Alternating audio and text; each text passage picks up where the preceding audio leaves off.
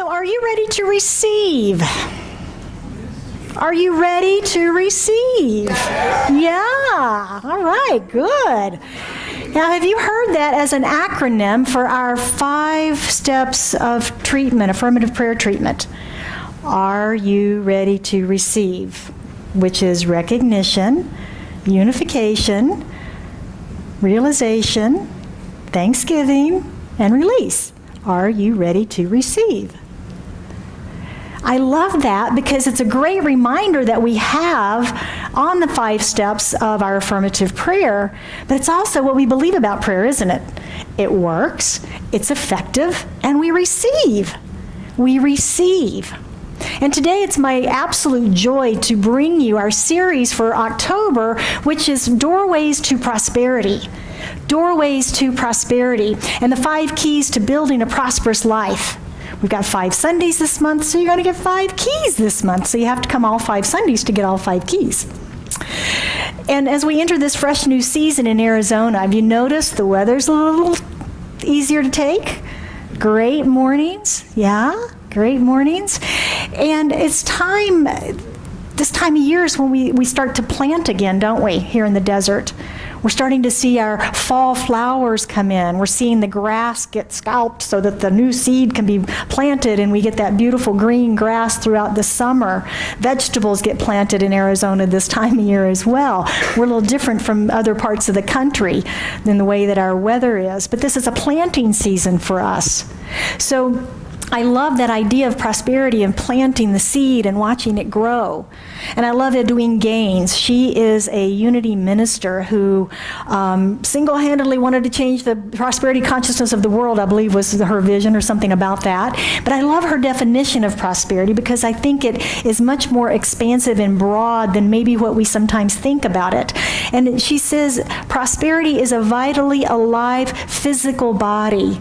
It is relationships that are satisfying. It is work that is rewarding, and it is all the money that we can spend. So prosperity is not just money, is it? Prosperity is really the wholeness of a successful life in all of the areas of our life and our living. That's truly prosperity, and that is the perspective that we're going to be coming from all month long as we look at these different areas of our life. I don't know about you, but sometimes I feel like I hit a wall in some of those areas of my life where I'm not feeling so prosperous. You ever feel that way? You know, this part might be working good, but this thing just doesn't seem to work, and it feels like a wall. Well, I want to suggest that maybe it's not a wall. Maybe it's just a door with a really sturdy lock on it. So as we look at these 5 keys this month, we're going to look at some of those doors that may feel like they're blocking us and how we can maybe use these keys to unlock those and step through them into greater prosperity in our lives. Today, my talk and our first key is receive and accept. Receive and accept. So are you ready to receive? Are you ready to receive? If I had a magic wand and I said, okay, you say the word, I'm going to say abracadabra. That's a magic metaphysical word, by the way. I'm going to say abracadabra, and your heart's desire is here right now, whatever that is, right now. Are you ready? Yes. Yes. Your house is clean. Your passport's up to date. Your wardrobe's ready. Your mind is clear. You're ready to receive it. Yes. Good for you. Good for you. The word receive, when I went to that great resource, Mr. Webster, turns out he says that that is a verb. Receive is a verb. It's an action. It's an activity. Accept, ACC, accept, he says, is a noun.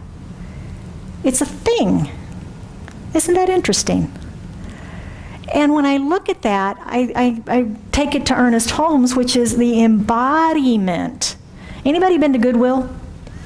Anybody dropped off anything at Goodwill? Those are things we've received that we didn't accept, aren't they? Get the difference? Get the subtle difference? We receive this stuff, but we don't accept it, so it ends up at Goodwill. That's how that works. Susan Corso, she wrote a little book called God's Dictionary, and it's great for people like me because it takes words and goes back to the etymology, I believe is how you pronounce it, the origins of the word, like Latin and Sanskrit and so forth. And then she talks about them metaphysically from that standpoint. And under receiving, she says, we receive from God and then we give. We receive from God and then we give. Now, isn't that the law of circulation that we talk about here all the time? We receive and we give, and we receive and we give. And we get that mixed up sometimes, I think, in our world today, where we have this idea that we have to give before we can receive. We have to give before we can receive. And that's not true, because the first gift we have is life itself, isn't it? And that's a gift from Spirit. Is that receiving of that good. And then everything that we see in our lives has been gifts that we have received of ideas. The car you drove in this morning, the house, the bed you slept in, the job you have. All of those things came to and through you as ideas before they were ever made manifest. My beloved music stand, right? It was an idea in someone's mind before it ever got manufactured. Before it ever got manufactured. So I keep asking you, are you ready to receive? And the question is, are you in a constant state of receptivity? Are you in a constant state of receptivity? All of the spiritual teachings of the world tell us that we live in an abundant universe, that there is this givingness of the divine spirit to its creation. All of the world's teachings tell us that. But did you notice it this morning? Did you notice it this morning on your way in? Did you notice the sun? Did you notice the blue sky? Did you notice the beautiful McDowell Mountains? Did you notice the grass as you walked in the front door? And the shrubs? Did you hear the birds? All of those things are the abundance of Spirit giving to us. Because without those things, we couldn't survive here, could we? The sun, if we were a little further or closer, would be too hot or too cold for us to survive on this planet. Without the sun, the grass and the shrubs are not going to grow and create oxygen for us. Without the birds pollinating all of that, those plants can't continue. Isn't it interesting when we start to look at the givingness of Spirit and the circulation that is around us all day, every day, if we but notice? But sometimes we're worried about what's wrong in our life. We're worried more about what's not working, what's not here. Or even worse, maybe we're complaining about someone else that has that which I want in my life and am not experiencing. So as we look at some of these reasons that we're not receiving and accepting this bounty of God's supply, I want to look at how we can practice ways to be better receivers, because that's really what it's about, isn't it? It's about learning to be better receivers and be more open to this. Now, I have been a student of science of mind for about almost 20 years, but I've been a student of prosperity principles for even longer than that. Because long ago, I was not a very prosperous person financially, and a lot of areas of my life weren't working at all. But I had this thing in my head that if I could just figure out my finances, my life was going to work better. Because what I realized is that I put a lot of my energy, my attention, my fear, my worry on bills and where the next meal was coming from and those sorts of things. And I just knew if I could get rid of all that, then I could focus on these other areas of my life. And as I began to study the science of mind and hear from teachers about these prosperity principles, I thought, okay, I'm going to try this. I'm going to try this. I'm going to commit to it. I'm going to practice it. I'm going to change my thinking about this. And I did, and I worked it, and I worked it, and I worked it. And I watched my life transform. I watched it, not just in my finances, but in all areas of my life, begin to blossom as I began to think more on a prosperous, positive level in all areas of my life. And, like you, I stumble and bumble around on the path, and I get lost over here and lack in limitation and start wondering, well, what about, and worry, and oh my gosh, right? We do that. We forget that God, Spirit, is my source, my only source. There's multiple channels through which it flows, but there's only one source. And sometimes I can forget that, and I can think a channel is my source, that single channel, and not the infinite power of the universe. So that's the reminder I have for myself. And the other one is my thinking is the only limitation that there is. Spirit is unlimited. My thinking is all that limits me. That's all that limits me. And that can be hard to swallow, can it? Particularly when something that we're really desirous of is not manifesting in our life. It's just not showing up. We see evidence all around us. It's not here. It's not here. And in our frustration and confusion and our pain and our suffering, that can be really, really hard to take. So as I was looking at this idea of, okay, we know the principles, we know how to do the work, why do I fall off the path? Why do I stumble and bumble and get over here and lack in limitation? So I began to look at that, and I came up with a few ideas, and I want to see if these resonate with you, if maybe any of you have experienced some of these similar things. The first one is, I can be mesmerized by my inner critic. Mesmerized. It speaks and I listen. Now, I've heard this story. It's like an old rerun. I've seen it, I've heard it, but I listen, and I become mesmerized by that voice in my head telling me all the reasons that I can't have, be, do whatever it is that I may be trying to have, be, or do. And it may be in money, it may be in success, it may be in romance, it may be in anything, right? We've all got those little voices in our head that tell us these things. The second was, how are we at receiving our good? We keep hitting that this morning. How are we at receiving our good? Remember the story of the guy that was in the flood and he was on his roof and he kept saying, I'm praying, God's going to save me. I'm praying, God's going to save me.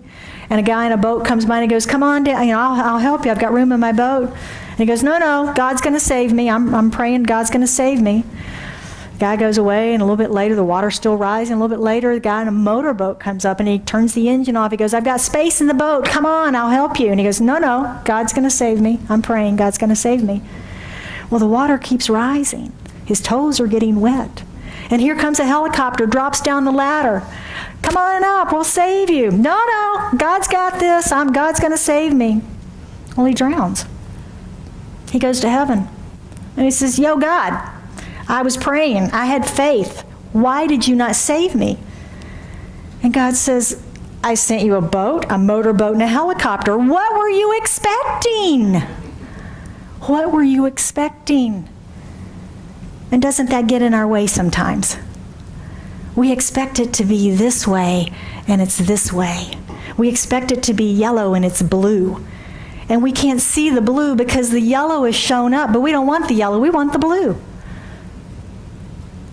So what are our expectations? Are they so narrow that we're not allowing the diversity and the magnitude of the universal flow to come to us in unique and different ways? Another is criticism. Criticizing ourselves, criticizing others. We've seen it all over the news this week, haven't we? Criticizing. And we look at that and we go, oh my gosh, that's horrible. How can that be? How can that be? And criticism is truly pushing away our good, isn't it? Because what we're sending to the universe is a message that says, I don't want any part of that. If you're trying to manifest your own business, and you work in a company, and you criticize the leadership, you criticize the boss, you're telling the universe you don't want to be a boss, you don't want to be a leader. If you criticize people who have money, You're telling the universe, well, I don't want any part of that money stuff. No. See how that works? It's a message. It's our order to the universe when we're criticizing. So for me, that's one of, I think, a very powerful thing that we can stop in our lives. Even Edwene talks about that, where she talks about wearing the band on your wrist. And if you criticize, you have to move it. And you do this for 30 days. But every time you criticize, you start over for 30 days. So it's usually not a 30-day process for us, is it? It can be a lifelong process for us to give up that idea of blame and criticism of others. Very powerful. And then one final one, believing that it just doesn't exist. I call this my purple unicorn theory. Now I know unicorns are rare, but purple unicorns, they are really, really rare. And it's just that it's not manifesting in my life. Everybody else on the planet might have enough of it, but it's not manifesting in my life. So therefore, it's a purple unicorn, and it just doesn't exist. And the reason is because, fill in the blank, right? We all have our reasons why that thing is not available to us. Why my savings account can never get over $1,000, because every time it does, something happens that I have to go spend that money on. That's a purple unicorn.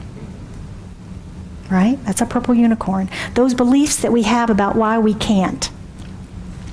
So let's move into looking at how we might be able to transform some of these ideas and turn them into living, breathing, positive principles of prosperity.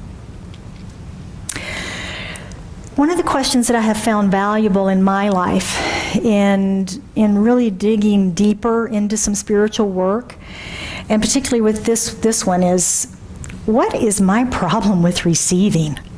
I mean, just ask that question of yourself in contemplation and in meditation. What is my problem with receiving? Now, the first thing that's going to happen, your ego is going to go, not a thing. I receive. Yeah, bring it. I receive. Right? That's what our egos do. That's what mine did. But then if you just continue to be still and sit with it, this little truth begins to emerge. And out of that truth came things like that inner critic. That inner critic always mesmerizing me and telling me that why I can't. Do you ever realize how crazy that critic is in your head sometimes? It'll take both sides of the same issue at the same time. Have you ever noticed that? And just like, how does that work? You're telling me why I'm wrong, you're telling me why I'm right, and then we're going to go over here and do... Are we limiting the idea of how it needs to show up? Like the guy with the helicopter, the boat, and the motorboat? Are we critical of those who are experiencing the desire that we seek? And do we believe it's not even possible that it is truly a purple unicorn for us? Take that question into your contemplation. What is my problem with receiving? Where am I blocking this? Use your own language, but that's the idea of it.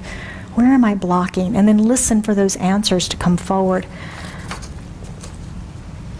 One of the very most powerful tools, spiritual tools that we have in our teaching is the use of affirmations. How many use affirmations? Does anybody use affirmations? Yeah, good. Because they're so powerful. Because we have these grooves in our consciousness that have been created over time. Remember our drawers of our beliefs that we pull out? Oh, it feels like this, it must be that, and this is my belief, this is how I'm going to respond to it. Affirmations are a way that we can smooth out those old grooves in our consciousness by pouring in the new positive thoughts that we're affirming for ourselves. Affirmations are also a way that we can silence that voice in our head, because the affirmation is opposite of that voice in our head, and it eventually silences it for us. It's also a way that if anybody get cranky? Anybody besides me get cranky? Yeah? If our moods shift and change, affirmations are a great way to bring us back into positivity, bring us back into that higher vibration that we seek to live from. We can affirm our way back onto the path, so to speak. So affirmations are a really powerful tool for us. And I slip occasionally. I need an affirmation or two to pull me back up into the realm of higher consciousness. Catherine Ponder, another wonderful metaphysical teacher of prosperity principles from the Unity organization back in probably in the 1950s and 60s. She tells the story of a salesman who, when he was asked, "How's business?" Now think about yourself. How do you answer that question when somebody asks you, "How's business?" Unbelievable. Unbelievable. Good. Outstanding. Great. Tough. Busy. Anybody use that one? Busy. Yeah. Well, this gentleman responded, "Business is wonderful because there's gold dust in the air." Isn't that wonderful? Imagine the conversations that would start. If somebody asked you, "How's business?" "Business is wonderful because there's gold dust in the air." Quantum scientists tell us that that's true, don't they? Because there's this idea that everything around us, this infinite energy of the universe, is all around us, available to us, and that it's in these waves of possibility. And that through our thinking and through our activities, we collapse those waves into particle of manifestations. That's quantum science in a very small nutshell. But that's what they tell us now. That's what they tell us now.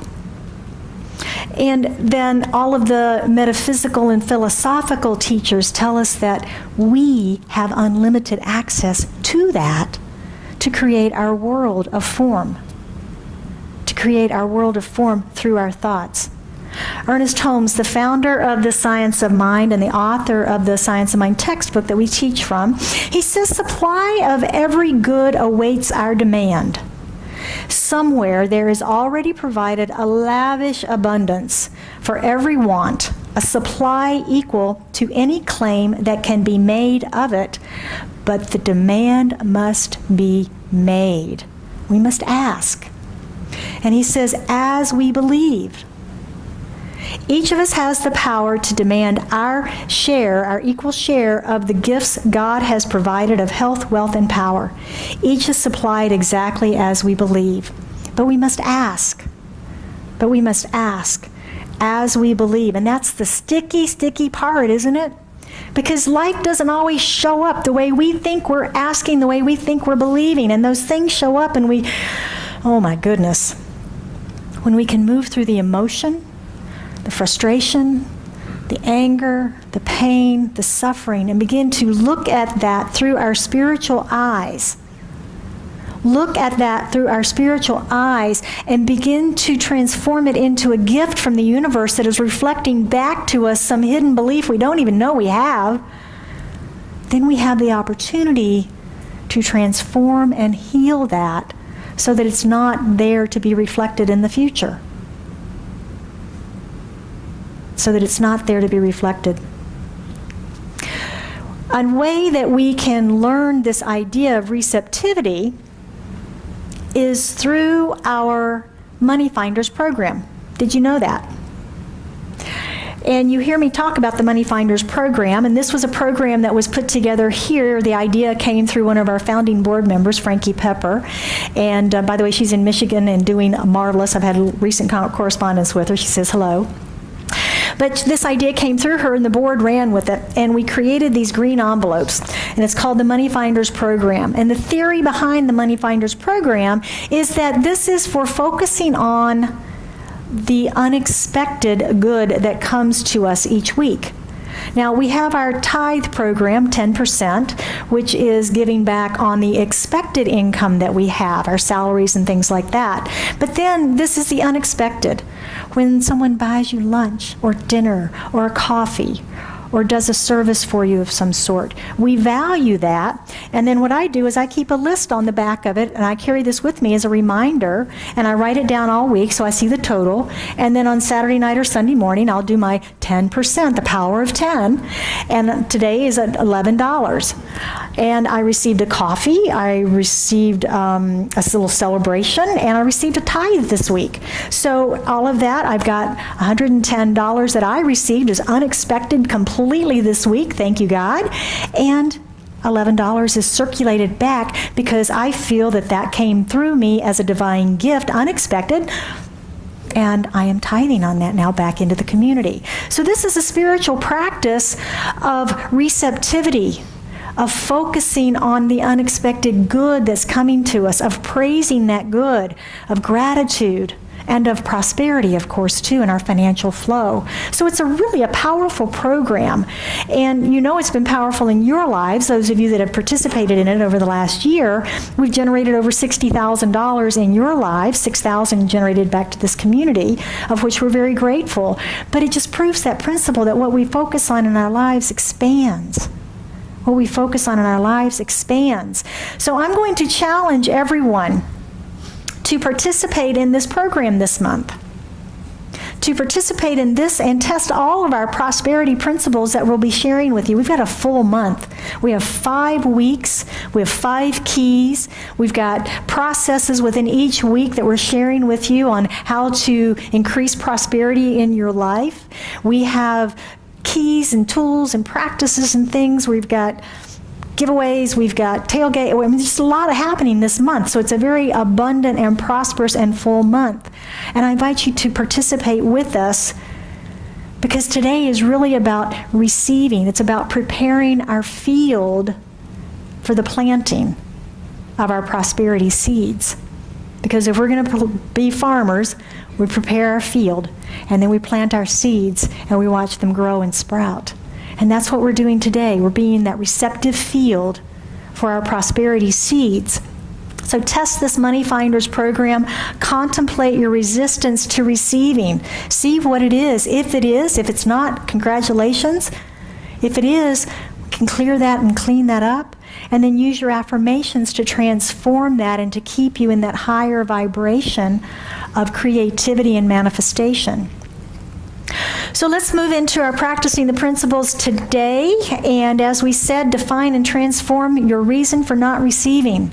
And we want to define and demolish those blocks, whatever they might be. And some of them might be deep, might be very deep that we're not aware of. You know, that's kind of the way the cleaning goes. We have the cleaning of our house, and then we have the spring cleaning of our house, right? Spring cleaning's deeper. You know, we pull out the furniture, we get under the refrigerator, might clean the windows, stuff like that. It's a deeper clean, and that's the way our spiritual practices are. You know, at some point we clear a lot of that surface dust out of the way. But there's a deeper cleaning that continues to happen as we continue to deepen in the exploration of these beliefs and things that we have. So that's asking that question and defining and transforming the reasons. The second is, anybody ever get challenged during your day? Little challenges, a phone call or a meeting or a project goes off the rails. Sure. We all get challenged periodically. Things happen. And one of the practices is with these affirmations is to quietly go and work on your own mind. You know, some of us, the only peace and quiet we get during the day is when we go to the restroom. Use that time. Rather than to worry about what just happened or what you're walking back into, take a moment. Work on your mind. Because this is how we change and transform our lives, isn't it? Nobody outside of us can do it. We do it ourselves through the power of our minds and working our minds. Why wouldn't we take that 5 minutes to work on our affirmations, to say our affirmations? So I'm going to challenge you all to be PC. It's not politically correct. It's prosperity conscious. Prosperity conscious. That's better, right? We're going to be prosperity conscious, and we're going to use our affirmations to get us there, to keep us there, to keep us living and thinking in that realm. And, you know, the traditional way is to write down your affirmation, use the sticky notes and post it everywhere so you see it all the time. Well, that doesn't work for any of us that don't like clutter. And you know, it may or may not be convenient to our lifestyle. We all have these wonderful phones, though, don't we? And in that phone, you can set an alarm that will go off at certain times during the day, and up pops your affirmation, if you want to read it. Another is you've got a voice recorder on most of those phones. You can record your affirmation over and over and over, and then play it for yourself. Now, listening to that voice is a little more encouraging than that inner critic voice. Yes? So this voice of yours saying your affirmation to you will help to override that other voice in your head that may not be as encouraging. So a couple of ways that we can use technology in our life to apply affirmations in a more powerful way. And then the third is to take God into all of your affairs. Each day this week, recognize that you have a powerful partner, the infinite source of all that is. Use it. Use it. Have you ever heard the analogy of God as CEO? I think somebody wrote a book about that. But if you think about that every morning, if you had access to the CEO of your life, which you do, and you sat down and you went, hey, God, what are we going to do today? How do I need to think about this meeting that I'm going into? I'm feeling a little stressed. What do I need to be concerned about? Ask and you shall receive divine guidance, inspiration, clarity, insight, ideas. You've got the most powerful partner ever. Talk about, not unfair, what's that thing, the leadership advantage thing? I don't know. Anyway, it's a great advantage that we have to know this connection that we have with Spirit and with Source that we can use to transform our lives. In every area of our lives. What should I do with my investments? What should I do with my finances? What should I do with my relationship? What should I do in my friendships? What's going on in my career? What's going on in my spiritual life? How can I have a deeper walk with the Spirit?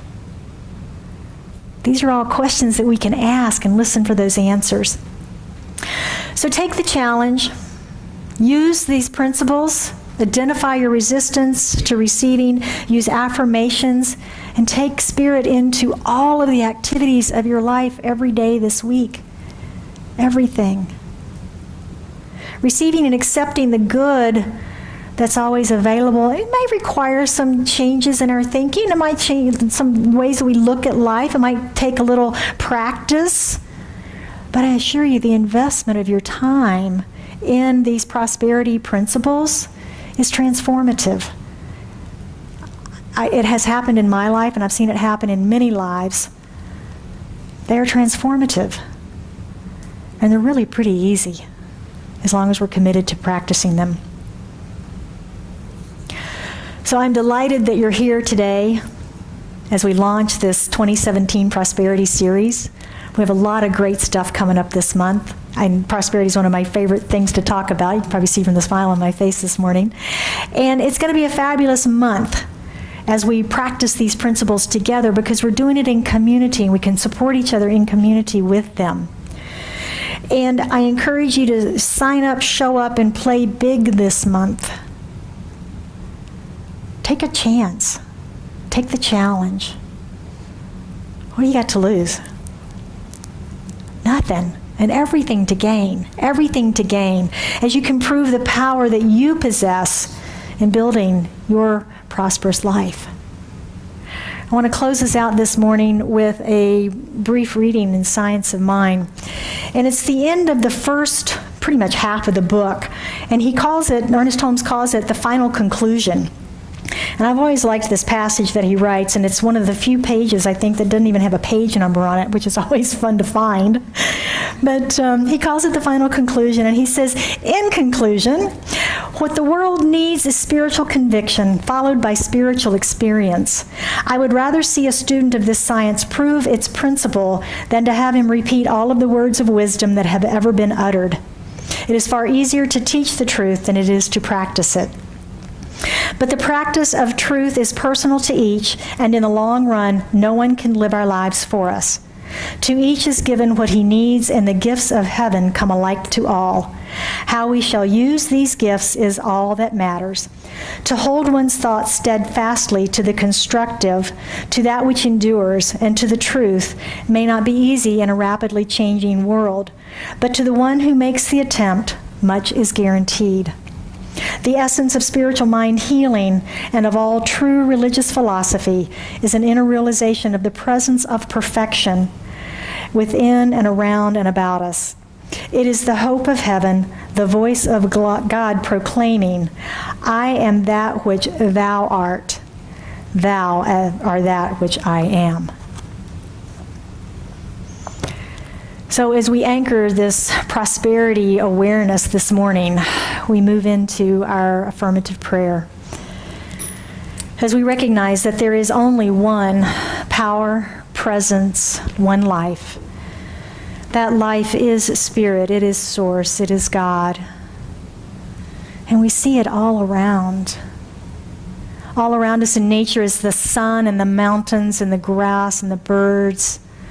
That eternal givingness of the divine to its creation, through its creation. How beautiful that thought and that sentiment. And how glad I am to know that I am a manifestation, a creation of that divine intelligence. I am that which it is that which I am, as Ernest Holmes so profoundly stated. And I know that that truth is true of each of us here today, for we are each divine manifestations of the one God, the one life, the one heart. And from that place, I know and affirm our truth this day, that we are preparing the soil, the fertile soil of our lives for being receptive and accepting of the good of Spirit as it comes to and through us in these multiple channels as we plant these seeds of our prosperity in all areas of our lives this month. We are the fertile ground of creation as we know, claim, and proclaim these seeds of abundance, these seeds of great health, these seeds of wonderful relationships, rewarding work, and more money than we can spend. And that deeper, deeper walk in connection with Spirit. And I am so grateful for this knowing, so grateful for knowing that the soil is prepared and that the seeds are ripe to be planted